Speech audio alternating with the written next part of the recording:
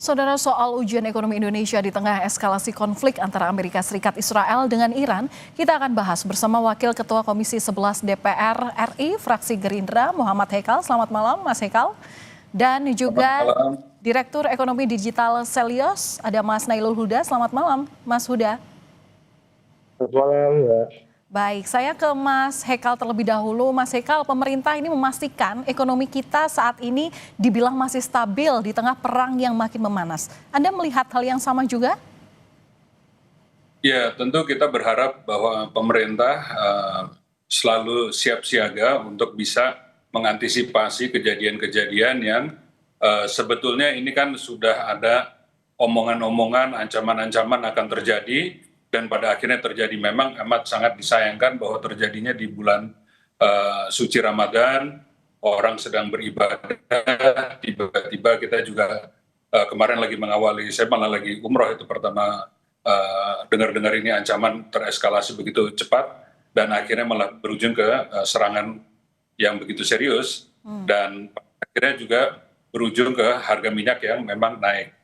Nah, kita sama-sama tahu di APBN kita itu kan harga minyak dipatok, bukan dipatok lah, diantisipasi di harga $70, dan hari ini malah kita dengar udah tembus 100. Tapi kan angka ini angka yang terjadi situasional karena lagi ada terjadi pertempuran ini. Nah, mudah-mudahan ini tidak terjadi lama, karena memang kita harus melihat juga situasi, kita juga nggak boleh gegabah karena ada satu kejadian konflik terus kita terlalu reaktif. Nah, tapi kita harus, kalau menurut saya, pesan saya nanti kepada pemerintah, besok kita akan mulai masa sidang lagi, agar pemerintah harus bisa agile dalam mengambil langkah-langkah antisipatif terhadap apa yang akan terjadi terhadap harga, karena ini akan mempengaruhi pada APBN kita. Iya betul, tapi Anda kan juga menilai bahwa saat ini pemerintah sudah dalam persiapannya begitu ya. Tapi dari sisi Anda, apa sebenarnya indikator atau yang menandakan bahwa ekonomi kita ini memang baik-baik saja, Pak? Ya, kalau baik-baik saja ini kan sementara kalau kita bandingkan dengan tahun kemarin ya, ini kan memasuki tahun kedua lah, kira-kira pemerintah Pak Presiden, Pak Prabowo, kita penerimaan pajak sudah mulai membaik. Memang kita untungnya ini nggak terjadi di tahun kemarin pada saat kita misalnya baru menerapkan sistem Cortex. Kita ingat di bulan Januari itu penerimaan pajak turunnya sangat drastis, sekarang sudah ada peningkatan sekitar 30%. Kita punya angka-angka fundamental sebenarnya cukup baik, kita punya PMI-nya juga masih positif. Indikator-indikator sebetulnya kalau nggak ada kejadian ini kita lagi agak cukup bersemangat. Ada beberapa hal yang kita lihat memang kita dengar lah ada rating yang negatif dari Moody's dan dari Fitch, tapi kalau menurut saya itu lebih banyak ke mungkin kita belum cukup baik lah menyampaikan komunikasi terkait dengan program-program prioritasnya pemerintah. Mungkin terkait BG, terkait dengan Danantara, dan itu kan tahun ini malah sebetulnya banyak sekali yang lagi mau ditingkatkan, misalnya investasi-investasi yang kita mau dorong dari Danantara. Tahun lalu kan investasinya belum sempat tereksekusi karena memang lagi pembentukan badannya sendiri. Nah, tahun ini baru mau pada dieksekusi. Nah, sayang sekali terjadi nih perang seperti ini kan kita sekarang harus hitung-hitung.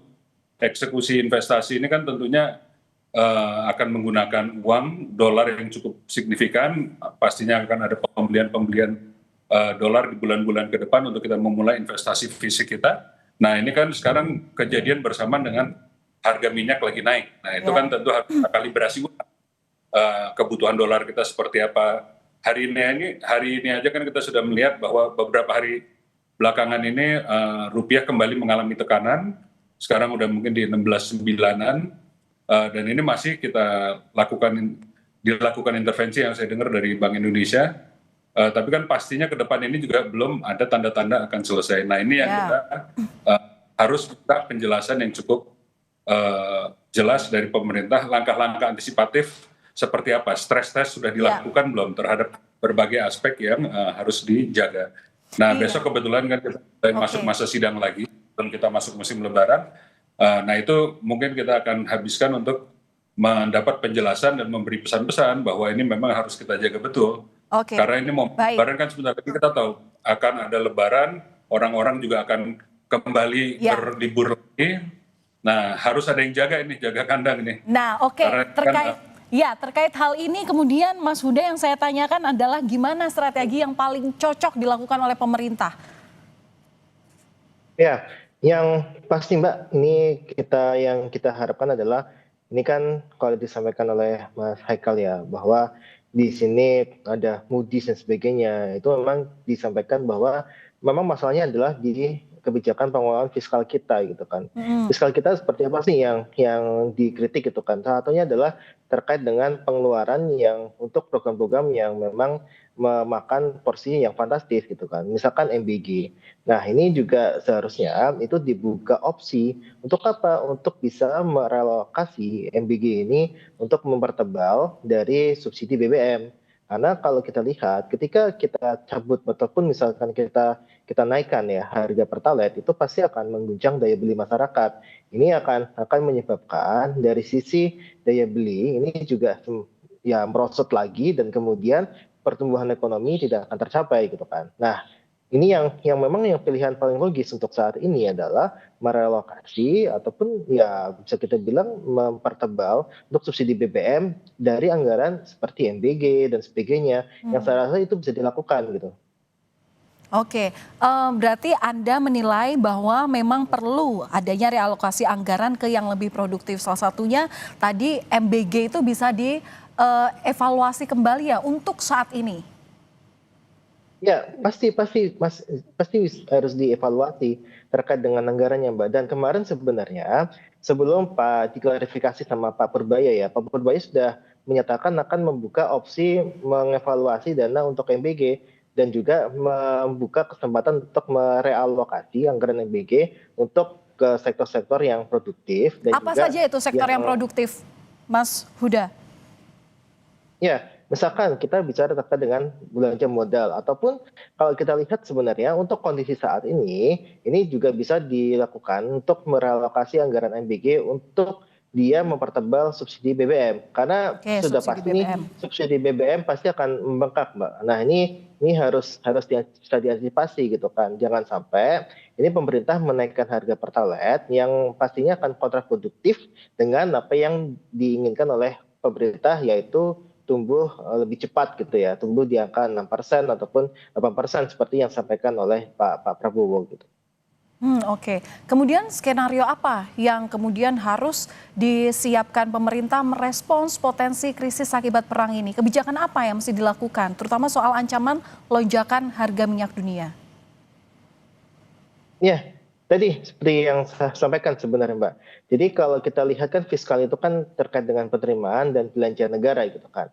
Nah penerimaan ini saya rasa juga kita sudah hitung sebenarnya ketika tidak ada kenaikan harga minyak ya itu juga sudah cukup tinggi untuk defisit fiskalnya. Seperti di APBN sendiri kan sudah di angka 2,6 sekian ya, 2,6 sekian % dari PDB gitu kan. Nah, ketika itu digunakan asumsinya penerimaan negara kita tercapai. Nah, nampaknya kita melihat dari baseline tahun lalu itu nampaknya akan terjadi shortfall meskipun shortfallnya itu lebih rendah dibandingkan dengan tahun lalu. Nah, ketika penerimaan negara tidak baik-baik saja Baik, ataupun tidak mencapai target, maka belanja juga harus dilakukan penyesuaian. Nah, penyesuaian inilah oke, yang kita lihat realokasi anggaran-anggaran prioritas Pak Prabowo yang bisa oke. direlokasi termasuk dengan MBG. Baik, terakhir Mas Hekal, jadi seperti apa sikap DPR? Apa saran yang bisa disampaikan pada pemerintah untuk menjaga stabilitas nilai tukar rupiah ini?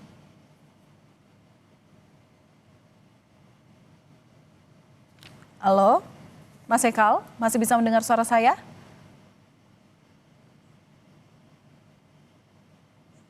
saya ada yang memang kita belum cukup beran. Oke, Halo, cukup silakan Pak. halo. Iya, silakan dilanjutkan, Mas Hekal. Ya, jadi memang kita ada pemikiran sebetulnya sebelum kita memasuki tahun ini, tahun lalu kita sudah di Komisi 11 ada memikirkan untuk membahas dengan Pak Purbaya beberapa skema untuk juga penghematan dari segi subsidi BBM. Sebagaimana kita ketahui, subsidi energi kita ini kan juga banyak yang nggak tepat sasaran.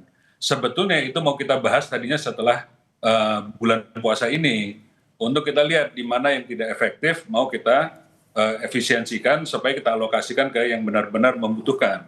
Nah, di luar itu kalau kita pun nanti akhirnya terdesak untuk kita harus melakukan beberapa penyesuaian, saya rasa kita itu yang saya tadi sampaikan, kita harus agile atau harus cepat tanggap untuk melakukan adjustment.